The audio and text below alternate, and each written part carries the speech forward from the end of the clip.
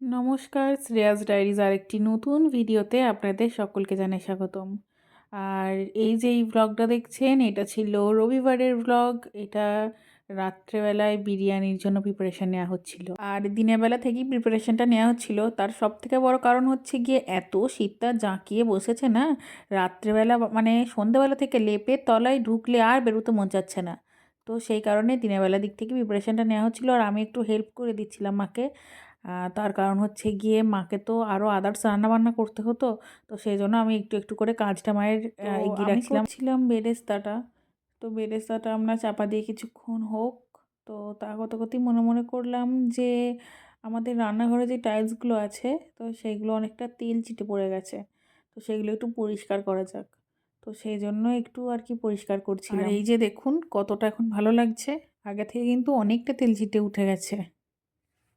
তো তারপরেই ঢাকনা খুলে দেখলাম যে বেরেস্তাগুলো মোটামুটি কমপ্লিট হয়ে গেছে। তো তারপর আর একটুখানি নাড়াচাড়া করে বেরেস্তাগুলোকে তুলে নিলাম।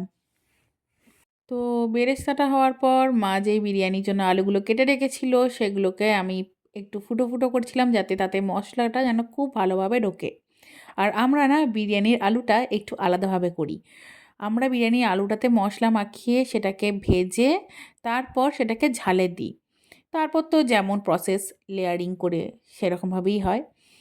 তো আর হ্যাঁ, আপনাদের তো বলাই হলো না, আমরা করছিলাম হাঁসের ডিমের বিরিয়ানি। আর তার সবথেকে বড় কারণ হচ্ছে গিয়ে আমাদের বাড়িতে মুরগির মাংসের বিরিয়ানির থেকেও হাঁসের ডিমের বিরিয়ানিটা আমাদের একটু বেশি ভালো লাগে। তো সেজন্যই। আর হ্যাঁ, হাঁসের ডিমগুলো দিদুন দিয়েছিল। আর তারপর তো বিরিয়ানিটার মশলাটা আমি ভালো করে মাখিয়ে নিলাম।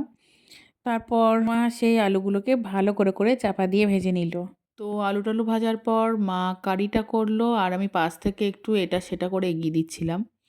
তো কারিটা ভালো করে কষিয়ে নিয়ে তাতে ডিম আলু দিয়ে তাকে আবার ভালো করে কষিয়ে নিয়ে তারপর ঢাকা দিয়ে রাখলো। আর তারপর আমি যখন 8:30টার সময় নিচে এলাম তখন দেখলাম যে মায়ের বিরিয়ানি অলরেডি রেডি।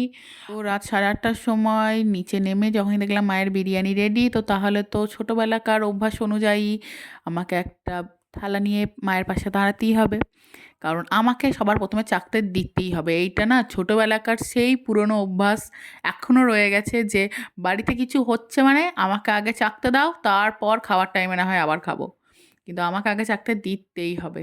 আর সব কিছুতেই, সব কিছু রান্নাতেই। আর যেমন আলুটা সেদ্ধ হয়েছিল ঠিক তেমন ঝুরঝুরে হয়েছিল, আর তেমনই মজাদার খেতে হয়েছিল। অসাধারণ স্বাদ হয়েছিল।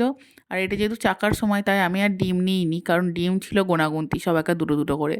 তো ব্যাস এই ছিল রবিবার দিনের রাতের মেনু।